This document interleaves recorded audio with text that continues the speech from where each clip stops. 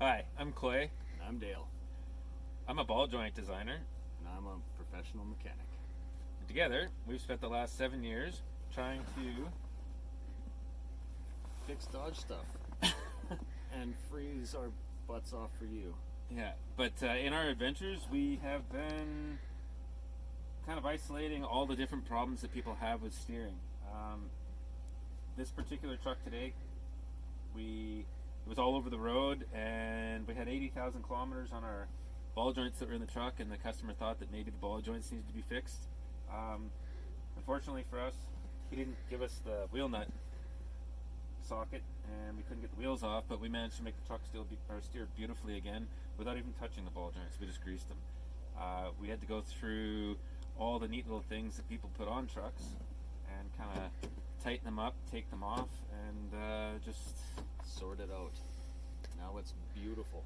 Yeah, so we'd like you guys to kind of follow along maybe here over the next while, and we will help you figure out what's wrong with your truck.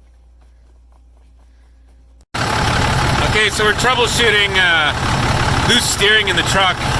We came down this thing, they said they put a steering box brace. Keep turning like that. They put a steering box brace in it and a new redhead steering box. The redhead steering box is good, but the movement we're getting here, like just in this bushing or the bearing support, the nut on the other side isn't even tight to the pitman arm, and the pitman arm's moving around. I don't even know if I can get in there. What's the fan?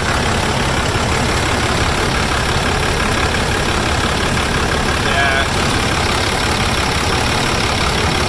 So it's loose right in here.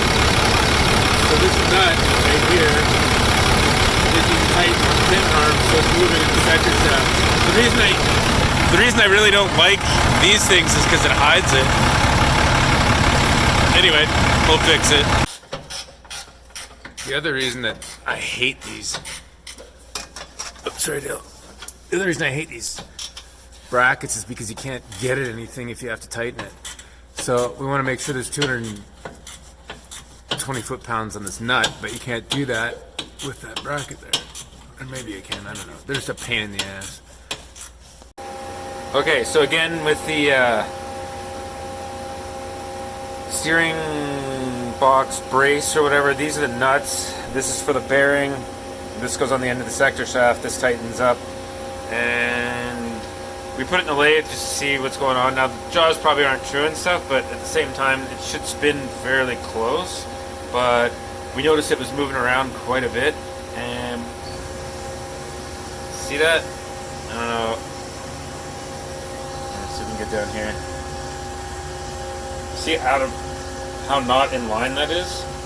So every time you turn your steering box, it's forcing the sector shaft against the bearing. So that's not good at all. So we saw the movement. We've seen how the stud wasn't concentric with the threads.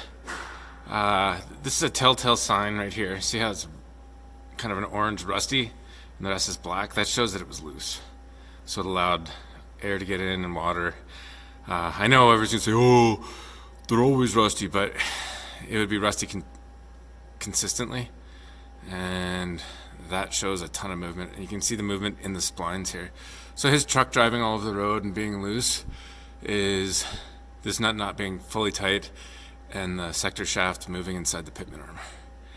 On top of that, we found that when they did this, these bolts weren't torqued right, so the steering box is actually flexing on the frame. So even though you had this super whizzy bracket that's supposed to stop all movement and causes or fixes all problems, if you don't do this up, it's still going to move around on you. So here it is without the steering box brace. It steers 10 times better, and it's actually drivable on the road now. You still get a little bit of movement out of the box, but I mean, you're always gonna.